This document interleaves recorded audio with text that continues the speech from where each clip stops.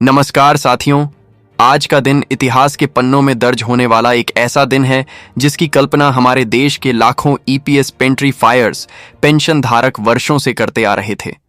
वह दिन जब उनकी लगातार जारी लड़ाई, उनकी अथक मेहनत और उनके अदम्य धैर्य ने एक ऐसी जीत हासिल की है जो न सिर्फ उनके जीवन में एक नया उजियारा लेकर आएगी, बल्कि देश की पेंशन व्यवस्था में एक क्रांतिकारी बदलाव का सूत्रपात करेगी।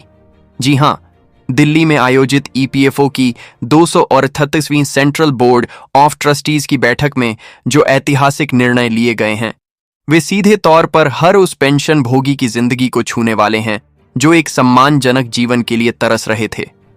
इस बदलाव की कहानी सिर्फ एक बैठक या एक घोषणा तक सीमित नहीं है। यह एक लंबे और संघर्षपूर्ण सफर की कहानी है जिसकी शुरुआत उस पीड़ा से हुई थी जो हर उस बुजुर्ग के चेहरे पर साफ दिखाई देती थी जिसकी पेंशन महंगाई के सामने बौनी पड़कर रह गई थी। कल्पना कीजिए उस संघर्ष की जब एक तरफ जीवनेपन की लागत लगातार आसमान छू रही थी, दवाइयों के दाम बढ़ रहे थे, राशन महंगा हो रहा था, और दूसरी तरफ पेंशन की वही राशि जो एक जमाने में पर्याप्त लगती थी अब मात्र एक प्रतीक बनकर रह गई थी। यह वह दौर था जब पूरे देश से एक आवाज उठनी शुरू हुई। यह आवाज नारेबाजी की नहीं बल्कि न्याय की मांग करती हुई एक सामूहिक पुकार थी, और इसी पुकार को एक दिशा देने का काम किया कमांडर अशोक राउत ने। उन्होंने ठान लिया था कि यह लड़ाई तब तक जारी रहेगी जब तक हर पेंशन धारक को उसका वाजिब और सम्मानजनक हक नहीं मिल जाता। लेकिन उनके आंदोलन की सबसे बड़ी ताकत थी उनका शांतिपूर्ण और अनुशासित रवैया। उनका मंत्र स्पष्ट था, हम हिंसा नहीं करेंगे, तोड़फोड़ नहीं करेंगे, बल्कि अपनी बात विनम्रता और दृढ़ता के साथ रखेंगे। और आज यही विनम्र दृढ़ता ही वह कारण बनी जिसकी वजह से सरकार को मजबूर होकर उनकी बात सुननी पड़ी और उनके मुद्दों को गंभीरता से लेना पड़ा। पिछले कुछ सप्ताह इस आंदोलन के लिए अत्यंत महत्वपूर्ण रहे। बेंगलुरु से लेकर दिल्ली तक का सफर सिर्फ एक भौगोलिक यात्रा नहीं बल्कि एक ऐसी संघर्ष यात्रा थी जिसमें देश के कोने कोने से पेंशनर्स ने हिस्सा लिया। दिल्ली के जंतर मंतर पर जब प्रशासन ने भी धरने की अनुमति देने से इनकार कर दिया, तब भी हमारे इन वरिष्ठ योद्धाओं ने हिम्मत नहीं हारी। सुबह 110 बजे से लेकर शाम तक बिना भोजन, बिना पानी के, बिना आराम के वे डटे रहे। उनके होठों पर बस एक ही नारा था, हमें हमारे हक की पेंशन चाहिए, किसी की दया नहीं। और जब कमांडर साहब ने मंच से यह घोषणा की कि हम यह लड़ाई शांति से लड़कर जीतेंगे, तो पूरा मैदान एक साथ गूंज उठा। JEPS 95 ऑफ पल निश्चित रूप से इस आंदोलन का एक निर्णायक मोड़ साबित हुआ। और अब आइए हम आपको ले चलते हैं उस ऐतिहासिक बैठक में जहां यह सब संभव हुआ। नई दिल्ली में आयोजित EPFO की 238वीं CBT बैठक की अध्यक्षता स्वयं केंद्रीय श्रम एवं रोजगार मंत्री श्री मनसुख मंडविया जी ने की। इस महत्वपूर्ण बैठक में EPFO के वरिष्ठतम अधिकारी, बोर्ड के ट्रस्टीगण और कर्मचारी प्रतिनिधि मौजूद थे। इस बैठक में कुल 4 बड़े और ठोस निर्णय लिए गए जो सीधे तौर पर हर पेंशन भोगी के जीवन को आसान बनाने वाले हैं। पहला और सबसे महत्वपूर्ण निर्णय पेंशन प्रक्रिया को डिजिटल बनाने और इसे अत्यधिक सरल बनाने से जुड़ा है। अब पेंशनर्स को अपनी हकदारी की राशि के लिए बैंकों या सरकारी दफ्तरों के चक्कर नहीं लगाने होंगे। EPFO ने पेंशन निकासी की पूरी प्रक्रिया को पूर्ण रूप से डिजिटल करने की घोषणा की है। अब पेंशन दावा, प्रमाणीकरण और भुगतान की ट्रैकिंग सब कुछ ऑनलाइन माध्यम से संपन्न होगा। श्रम मंत्री महोदय ने स्पष्ट शब्दों में कहा कि हम यह नहीं चाहते कि हमारे वरिष्ठ नागरिक सरकारी कार्यालयों के चक्कर काटते रहे। पेंशन उनका कानूनी अधिकार है, यह कोई सरकारी उपकार नहीं है। आने वाले दिनों में कोई भी पेंशन धारक मोबाइल फोन या कंप्यूटर की सहायता से मात्र कुछ ही मिनटों में अपना दावा दर्ज कर सकेंगे। दूसरा बड़ा निर्णय विश्वास योजना को लागू करने का है। इस योजना का मुख्य उद्देश्य सरकार और पेंशन भोगियों के बीच एक ऐसा विश्वसनीय संबंध स्थापित करना है जहां हर शिकायत का निस्तारण पारदर्शी तरीके से हो। अब हर शिकायत को एक डिजिटल प्लेटफॉर्म पर दर्ज किया जाएगा।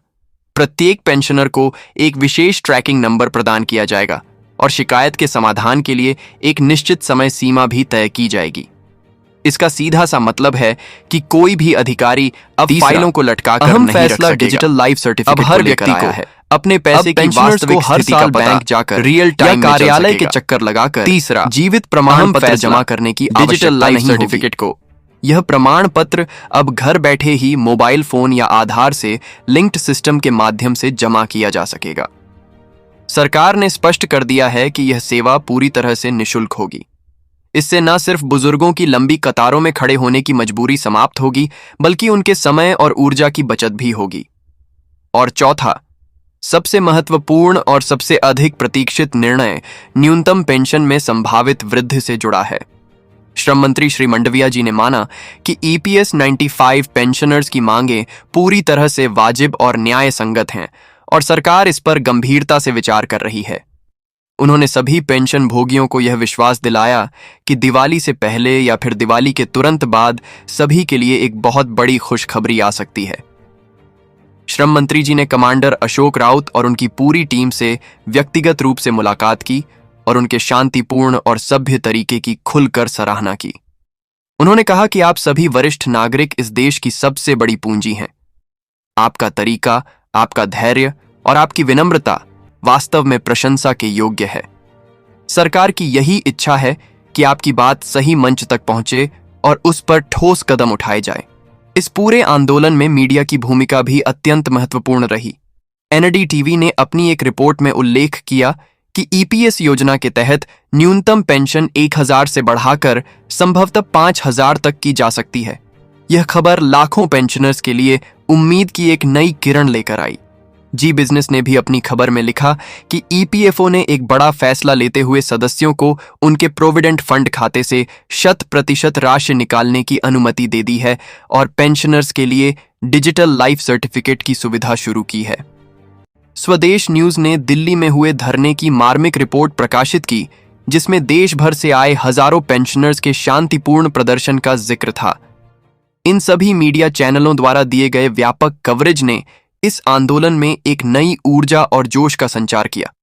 अब जरा सोचिए, अगर देश भर के लगभग 80 लाख पेंशनर्स में से सिर्फ 5 लाख लोग भी एक साथ दिल्ली पहुंच जाएं, तो यह कोई साधारण प्रदर्शन नहीं रह जाएगा, बल्कि एक ऐतिहासिक जन आंदोलन बन जाएगा।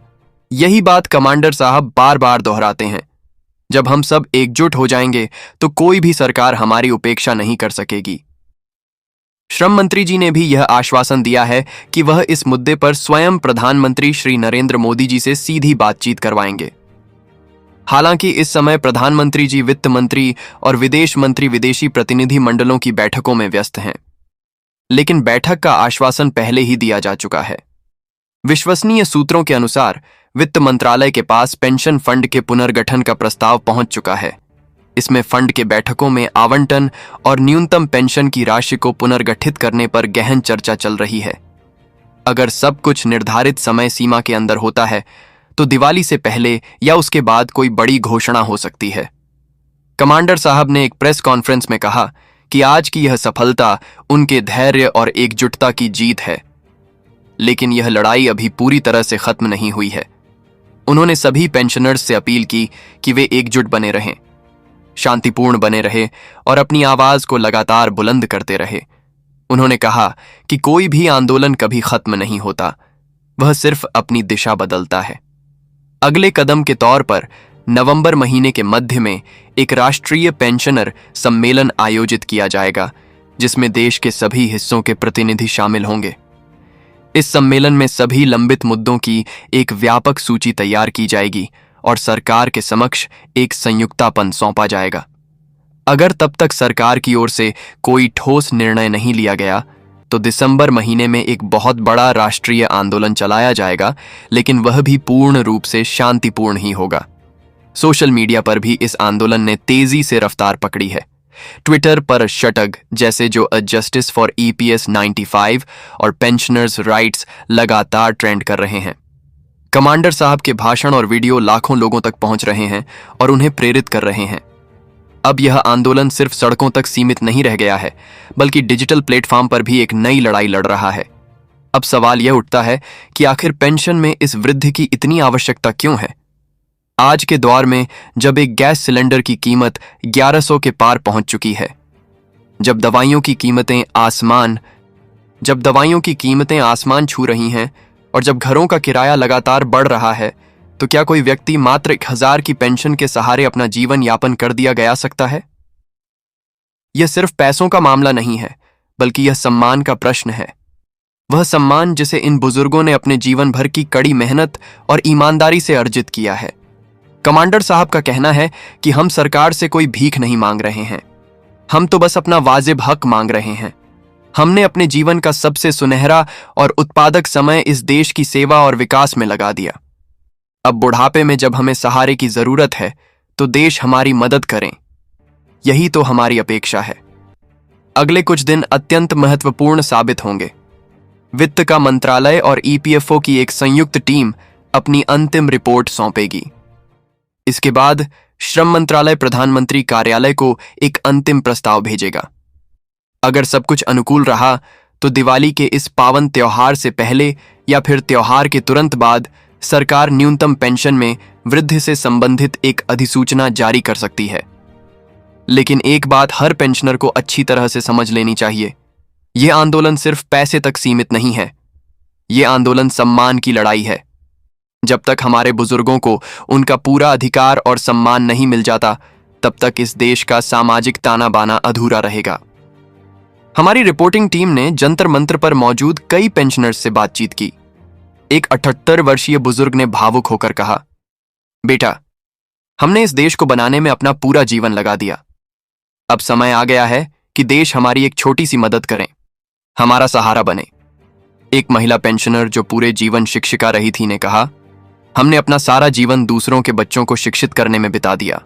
आज बुढ़ापे में हमें अपने ही बच्चों के सामने हाथ फैलाने पड़ते हैं।